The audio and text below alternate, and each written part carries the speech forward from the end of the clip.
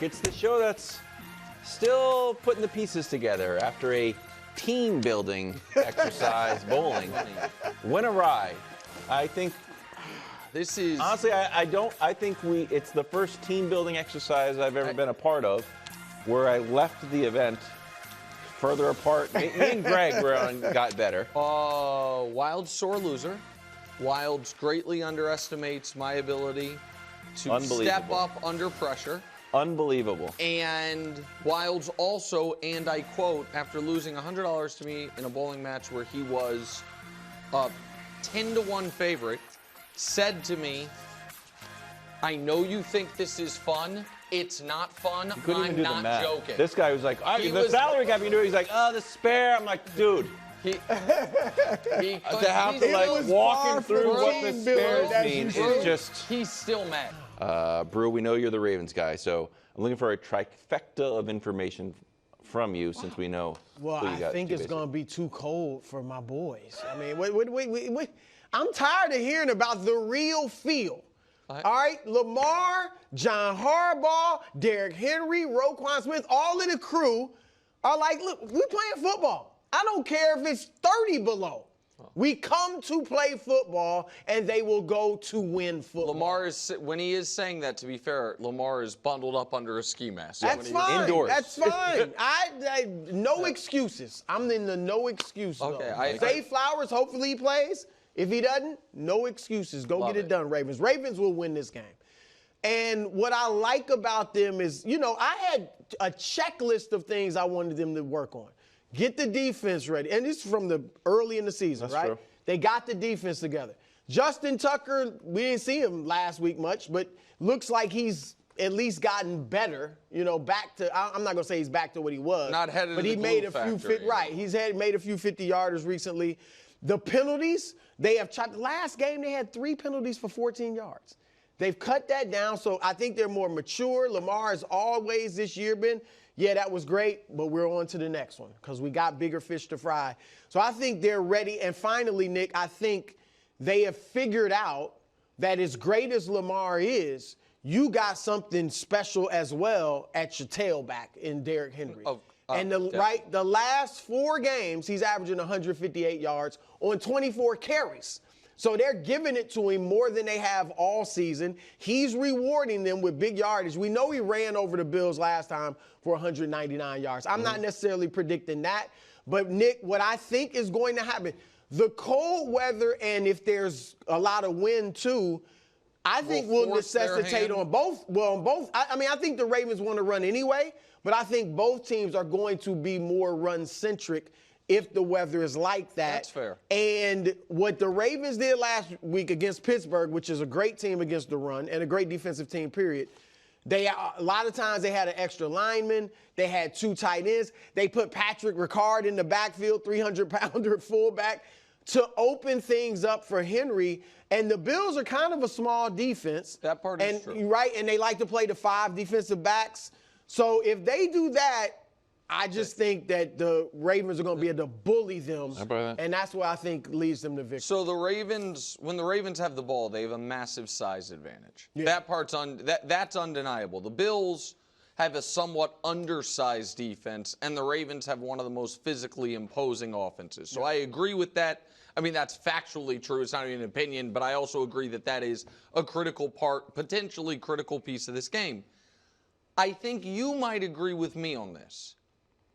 The more trustworthy quarterback is Josh Allen in this spot.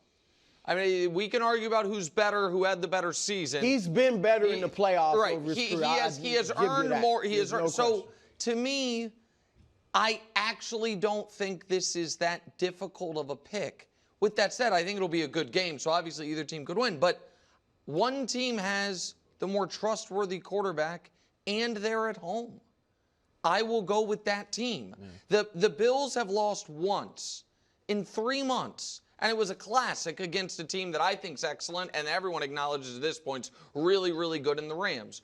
Brew has correctly pointed out the Ravens have had way more opportunity and more success against playoff teams, but that I don't want to say it's a quirk of the schedule. What is true is this. As far as teams that were either alive for the playoffs going into the final week or won at least 8 games, the Bills played those teams 10 times and went 7-3. The Ravens played those teams 12 times and went 9-3. You know, and so it's not as if, to me, the Bills were just, you know, filling up on cupcakes throughout the year. They didn't beat as many playoff teams, and they did beat both of the number 1 seeds.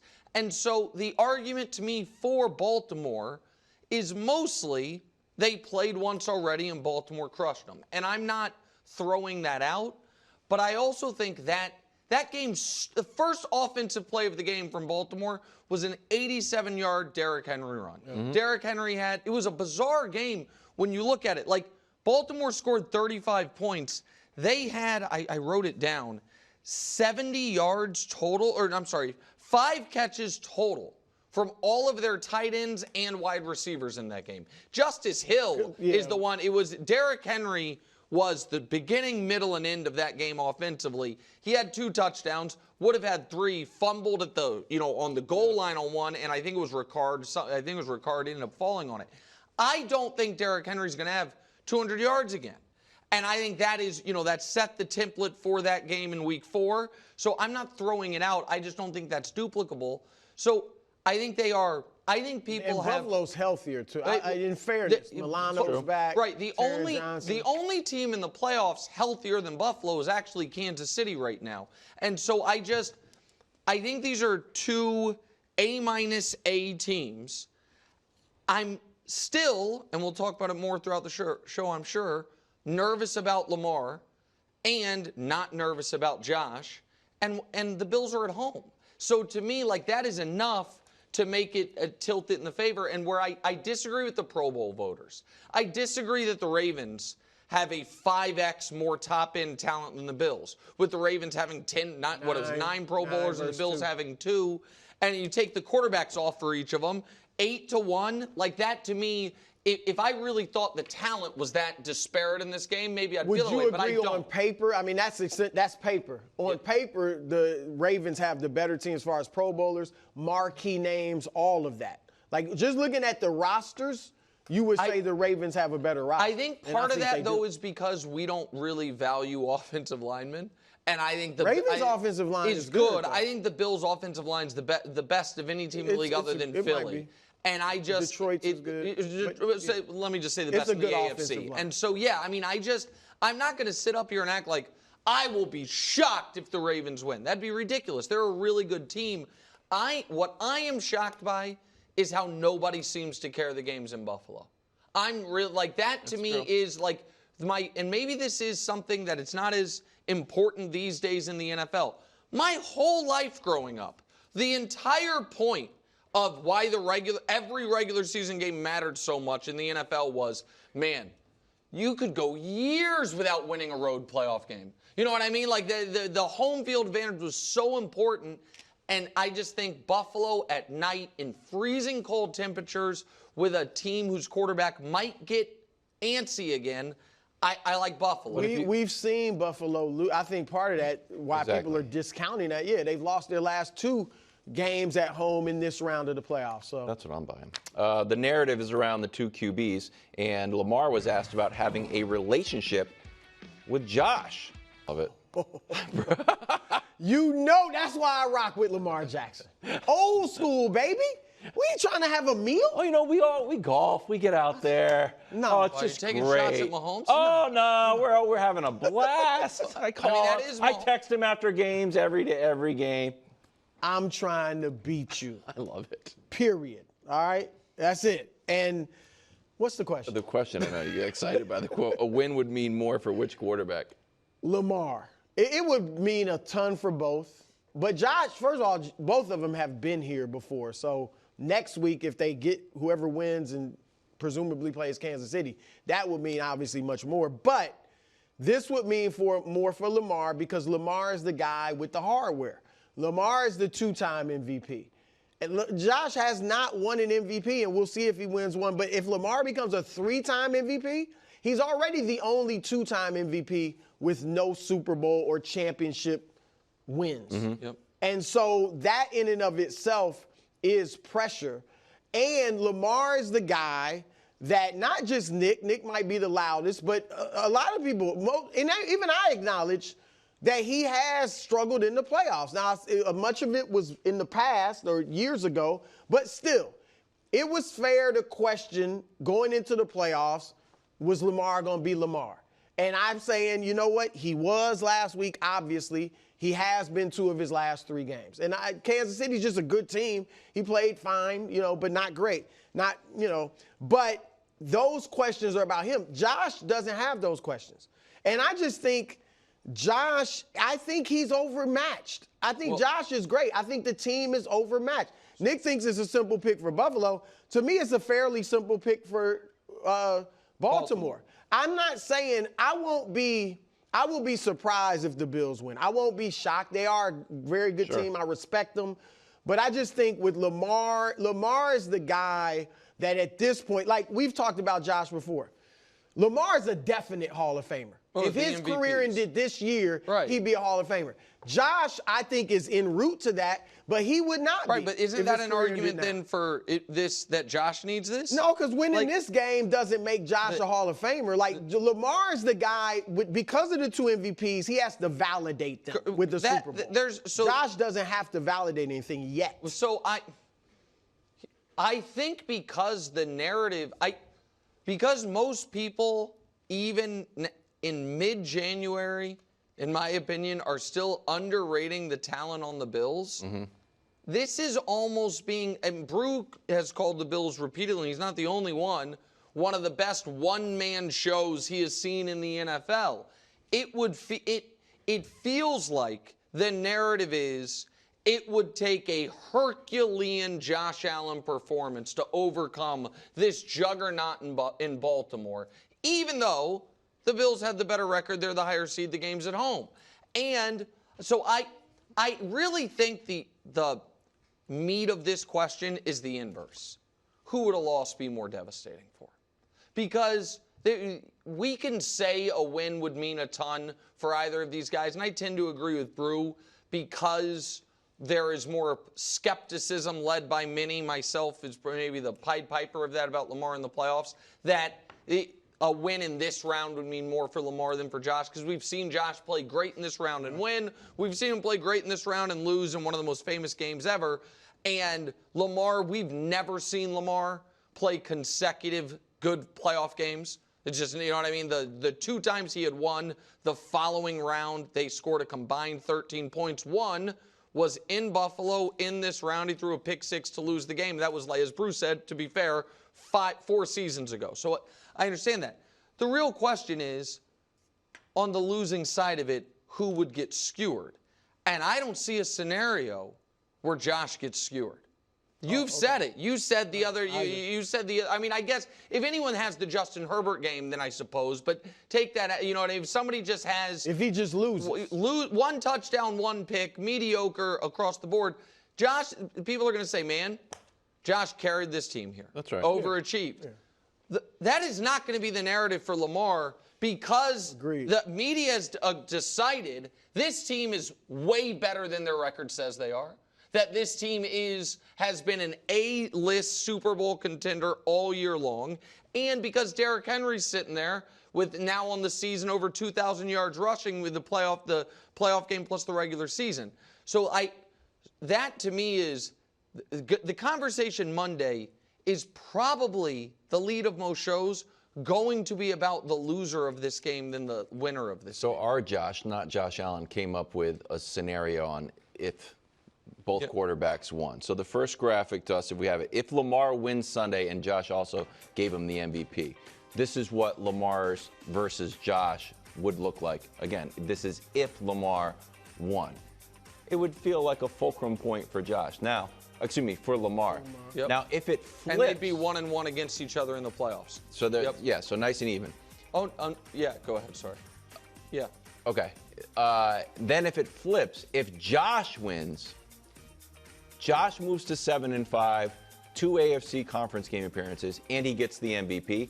But that 3-5 really sticks out. That's why I would say it would mean more for Lamar to win, just to get rid of that 3 and 5. Well, he can't lose this game. Well, I think that the bottom, love Josh, love you. The bottom row of the graphic should be static. This game's gonna have no impact on it. No, we would just kind of like we did kind of. But I think the most extreme. Right. No. If it all came up Josh or it all came up Lamar. So I think the most devastating version of this graphic is, in my opinion, the one where Josh Allen wins, and in 2 weeks later, Lamar Jackson wins the MVP. Gets MVP.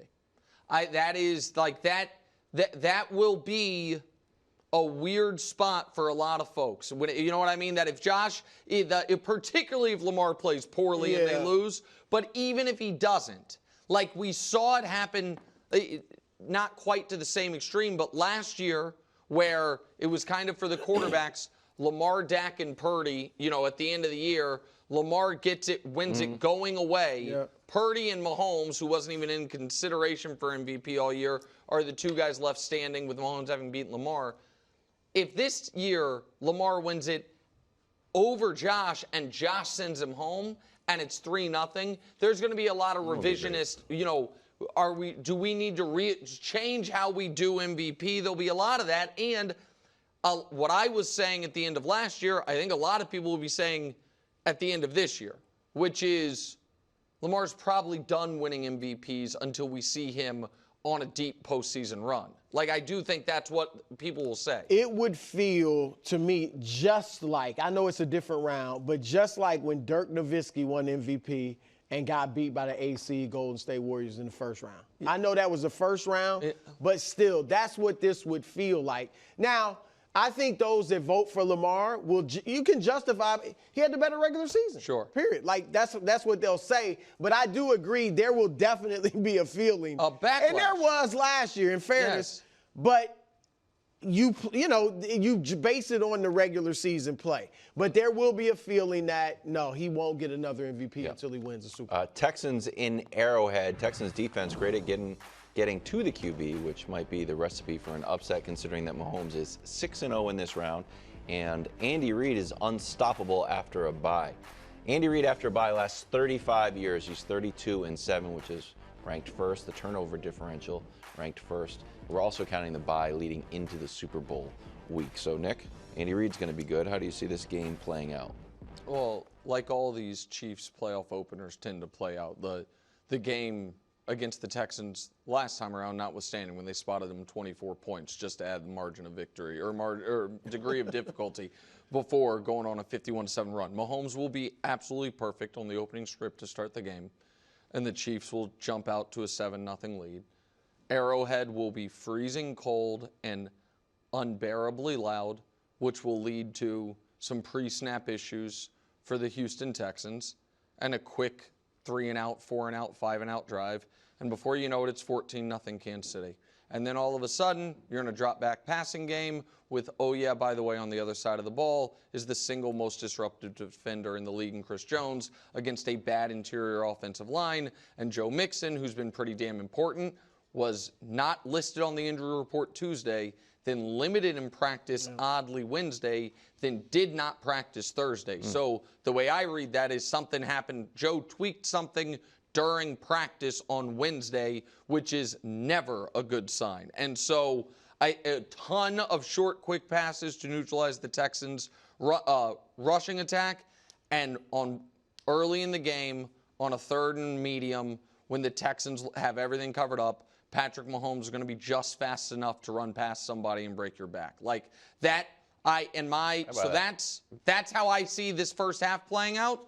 And then if the Texans can claw back, the Chiefs will keep going. And if not, they'll get ready for Buffalo or Baltimore. That's what I see happening. I agree. I agree with a lot of that. I definitely think the Chiefs come out, first offensive series, they march down the field and score, and then hold, whether they get the ball first or second, they hold Houston on its first possession, and the Chiefs set the tone, and it's a wake-up call for the Texans. I think it's a little closer at half. I think maybe 7 to 10 points at half. I think the Chiefs end up winning by 10 to 14 points. Yeah, I agree with you. I also need that Chris Jones sack. Remember? Wild's out here putting together 7-player same-game parlays. He's saying it's basically everything you said. Kelsey catches a touchdown. Mahomes is great. Chris Jones gets a sack. They're winning at halftime. They're winning at the end of the game. Also, I'm in the hole after this. I was going to say, he's debacle. chasing. He's chasing that. He's chasing those losses. It wasn't great. Thanks for watching. Subscribe here to get more from the show and to check out clips from other shows on FS1.